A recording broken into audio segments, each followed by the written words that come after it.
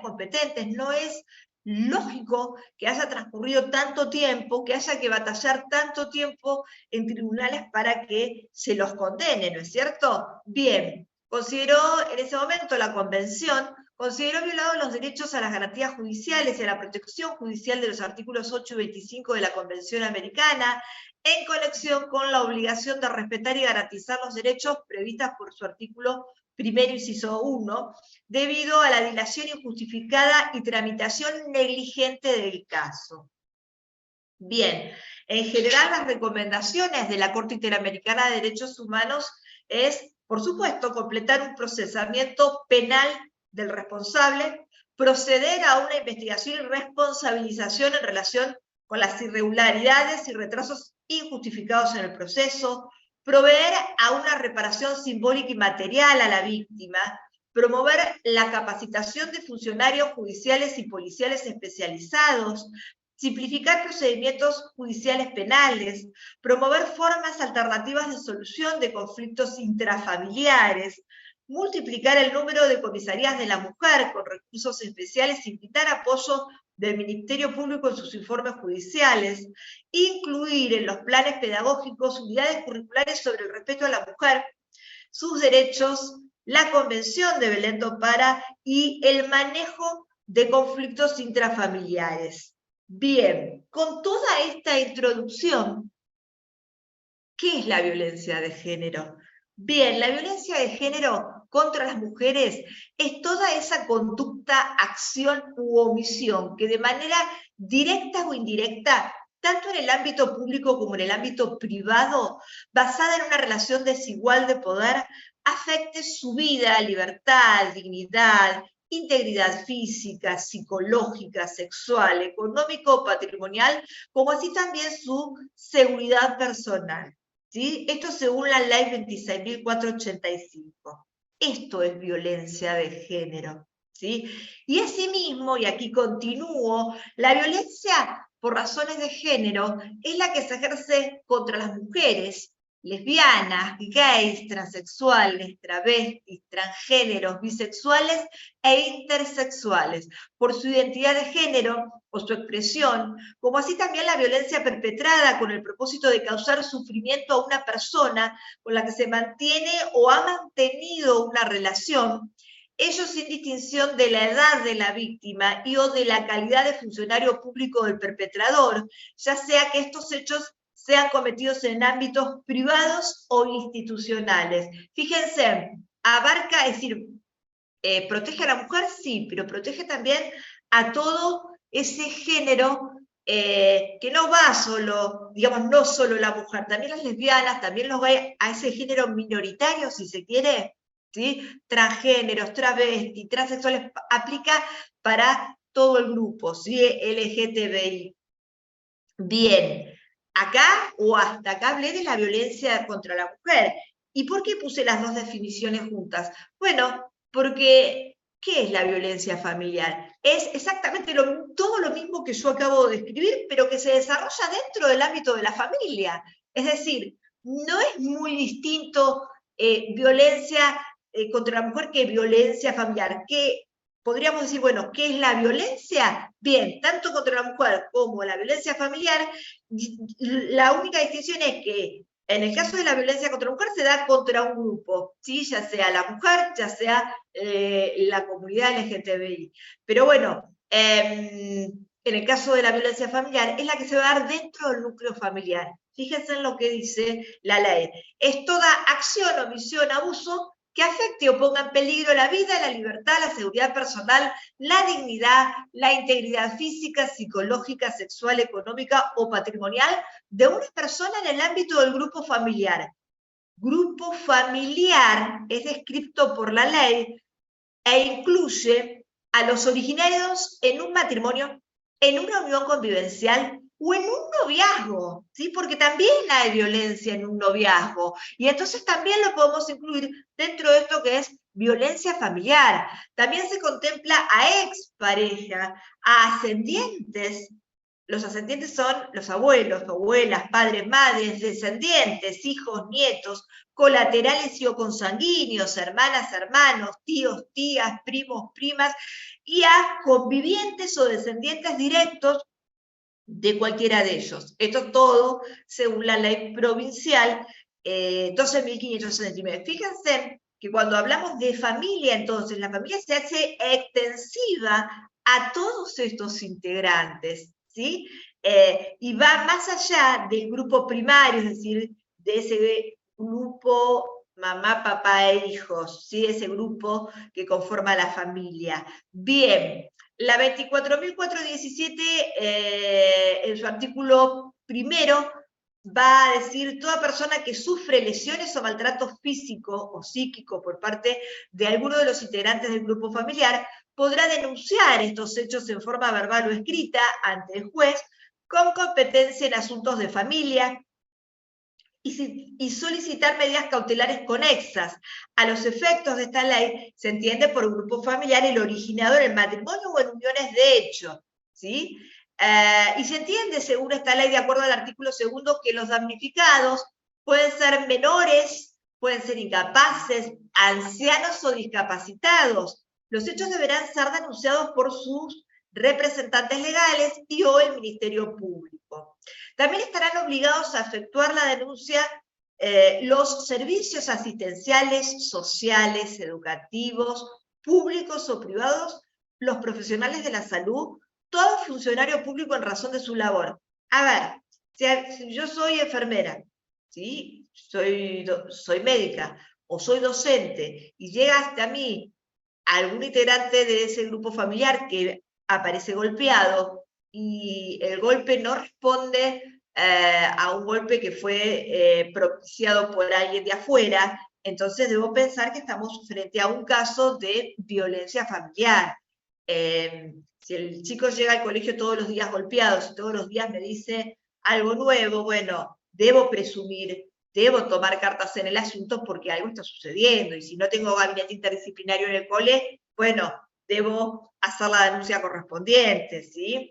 El menor o incapaz puede directamente poner en conocimiento de los hechos al Ministerio Público, pero seamos honestos, ¿cuántos menores van a tener acceso a eso? ¿Cuántos menores tienen las luces para ir a algún lugar a hacer la denuncia o manifestarlo? Si posiblemente tenga miedo, si posiblemente esté recluido con mucho miedo y no exterioriza lo que le pasa o trata de justificar o cubrir a los que hayan sido autores de este episodio, ¿sí? Bien, la finalidad, por supuesto, la finalidad de la ley es la que todos desearíamos, la cesación del riesgo, evitar que persistan las situaciones de violencia, garantizarle a las víctimas su derecho a la vida, a la libertad, a la libertad tanto psicofísica, a través de la adopción de medidas cautelares protectoras. Esas medidas cautelares protectoras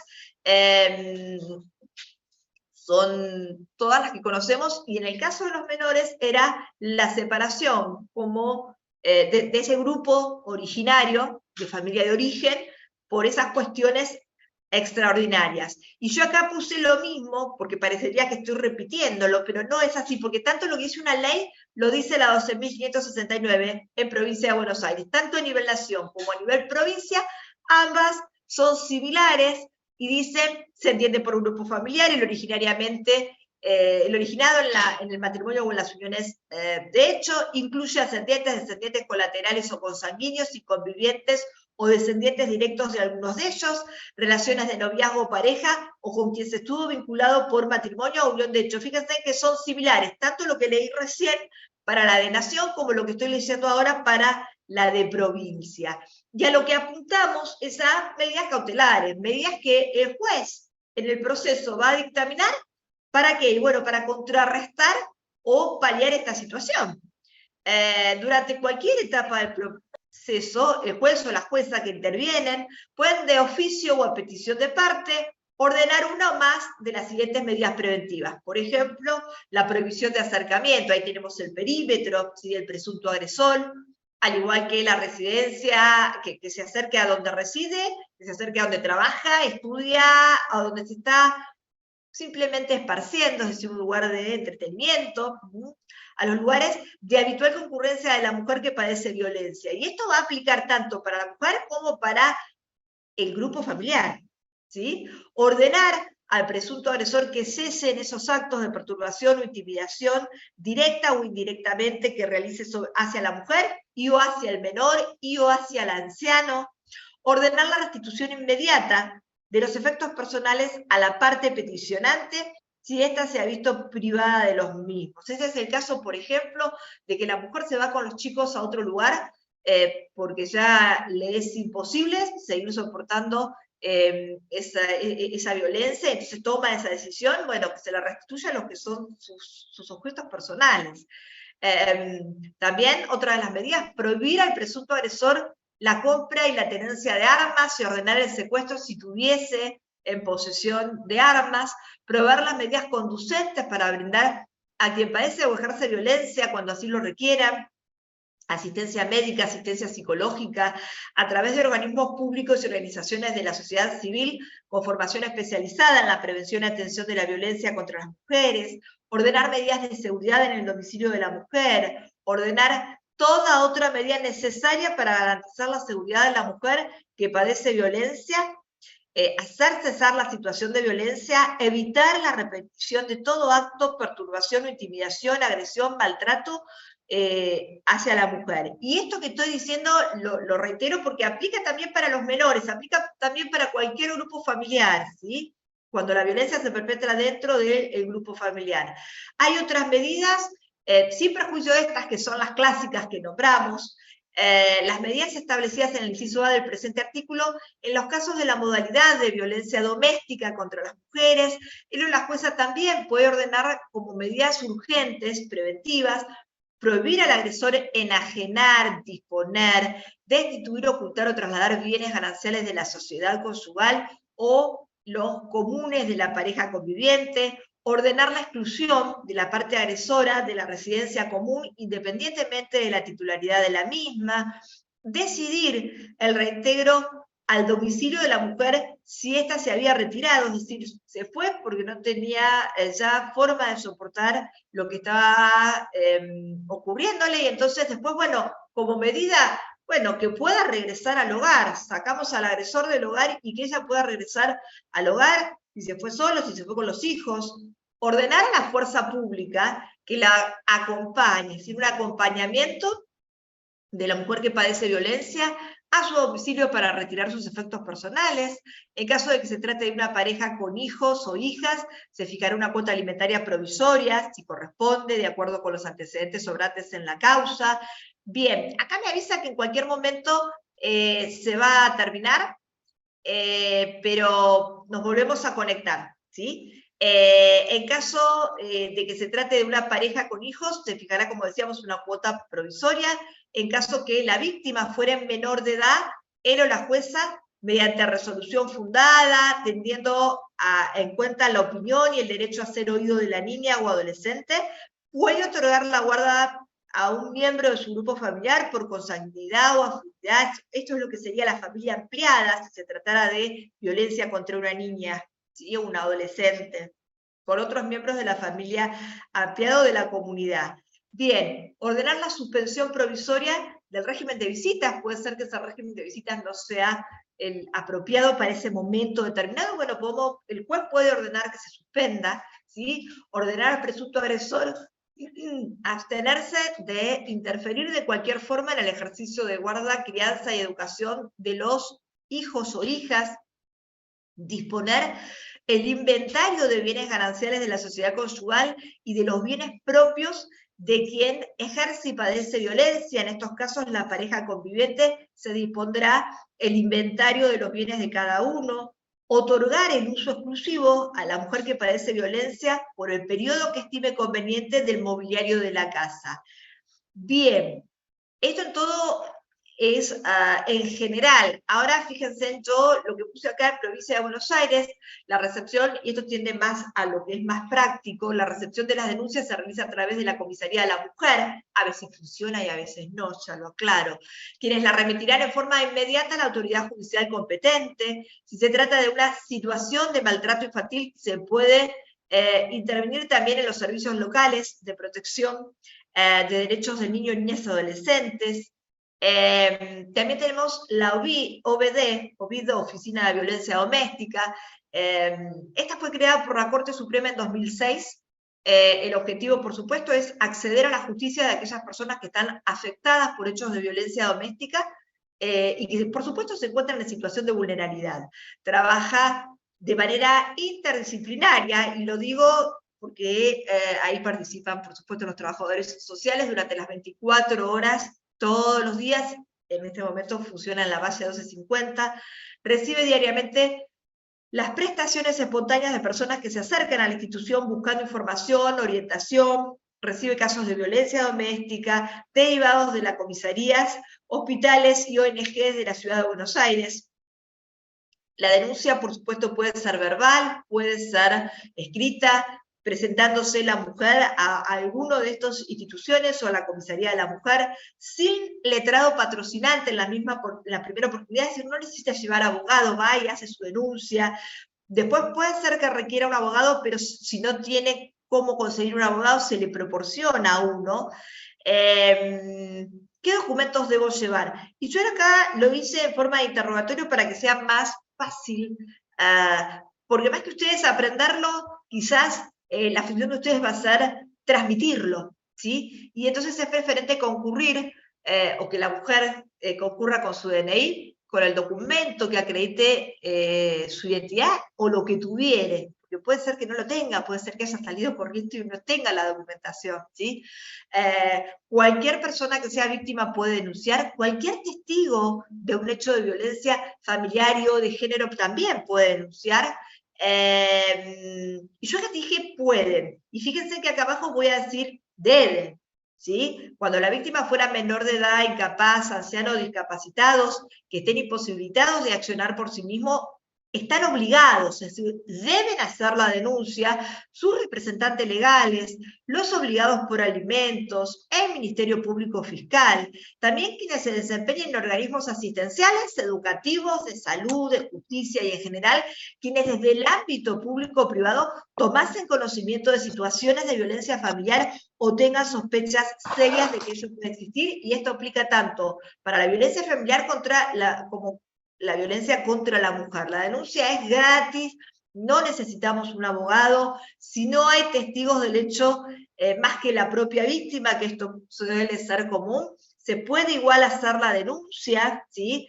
Porque la prueba puede ser por cualquier otro medio y no necesariamente tenemos que tener testigos, ¿sí? Denuncias que, por supuesto, vamos a identificar al autor y en qué circunstancias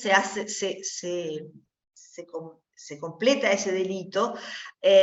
Por supuesto, si hay testigos, está muy bueno acompañar, manifestar quiénes son los testigos. Recuerden que nosotros, respecto de este tema, en todo lo que es derecho de familia, puede ser cualquier miembro cercano a quien lo está padeciendo el testigo, así que sumamos testigos acá en derecho de familia.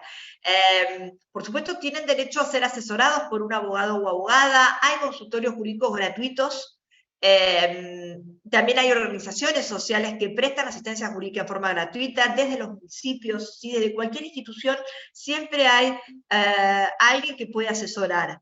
El denunciante puede tener reserva de identidad porque muchas veces hay miedo de denunciar, y entonces en ese caso se les garantiza que no se va a hacer saber, a ver, la vecina de frente toma conocimiento, y entonces la vecina de frente puede hacer la denuncia y puede pedir que se reserve su identidad, ¿sí?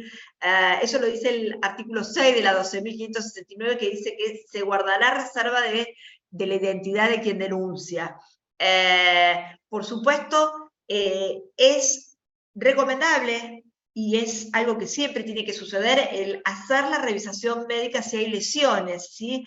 El operador de salud que atienda debe indicarte en qué forma va a acceder al reconocimiento médico, porque tiene que corroborar las lesiones y la importancia de ello. Bien, yo acá estuve hablando mucho de violencia familiar, voy a reiterar algo de violencia de género, porque quiero que se lo queden grabados. Violencia contra la mujer debe entenderse como violación de los derechos humanos y una forma de discriminación contra las mujeres, y designará todos los actos de violencia basados en el género que impliquen o que puedan implicar para la mujer daño o sufrimiento de naturaleza física, sexual, psicológica o económica, incluidas las amenazas a realizar dichos actos, la coacción, la privación arbitraria de la libertad en la vida pública o en la vida privada. ¿Sí? Cada vez que hay violencia, siempre vamos a, yo acá lo esquematicé, va a haber un círculo de violencia de parte de los hombres, ¿sí? Se va a acumular enojo, ¿sí? En esta acumulación de enojos hay incidentes de agresión, se enoja por todo, se comporta violento dentro de la casa, la humilla, hay tensiones, hay hostilidad. Esta acumulación de enojo se carga, se hace tan grande que en algún momento explota. ¿Sí? Ese es el segundo, la segunda fase, digamos, ¿no? Y es allí donde se producen seguramente los incidentes agudos de agresión, donde hay una descarga incontrolable del enojo, que se fue acumulando, y donde por supuesto hay mucha rabia y donde se produce por lo general el pico más alto de violencia. Después vamos a tratar, o el agresor va a tratar de pisarlo en otra etapa, donde, bueno, le vamos a echar la culpa a lo que sea, vamos a justificar ese accionar violento por culpa del alcohol, por culpa de las drogas, quería darle una lección, ¿sí? Bueno, todo esto es minimizar lo que sucedió. No fue nada, estaba enojado, estaba drogado, estaba alcoholizado, él me quiso enseñar que esto así sí o así no. Y después viene la reconciliación, también para algunos autores también llamada luna de miel. Es la fase, esta es toda la fase que cubre este ciclo, ¿no es cierto? Bien, ahora en un ratito cuando termino vamos a hablar, les voy a dar voz a todas ustedes que están a todos los que están del otro lado, ¿sí? Y en la reconciliación, lamentablemente, volvemos a lo mismo, es un círculo vicioso, si se va a generar siempre que hay un ciclo de violencia. En esa reconciliación, bueno, va a jurar y va a perjurar que no lo va a hacer nunca más, va a venir llorando, va a pedir disculpas, hasta que vuelve a arrancar esa acumulación de enojo. Hay muchos tipos de violencia. Yo acá puse física, psicológica, sexual, económica y patrimonial, simbólica. Estos son los tipos de violencia, vamos a ver cada uno de ellos.